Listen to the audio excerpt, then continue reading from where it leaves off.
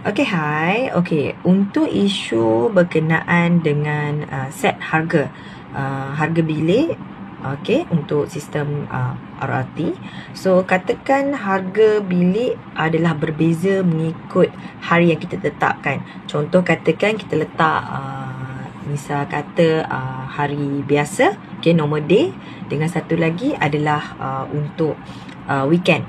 Okay, so dekat sini, dekat bahagian availability ni, first user kena set dulu nama. So first kita katakan kita ada satu bilik nama dia Rose, okay, ataupun rumah Rose lah. Kita letakkan satu rumah ataupun satu bilik, sama saja, cuma kita set that harga lah. So kita letak ni sebagai bilik lah, okay.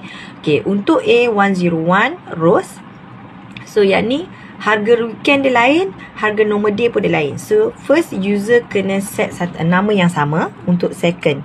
So kita katakan kat sini okay.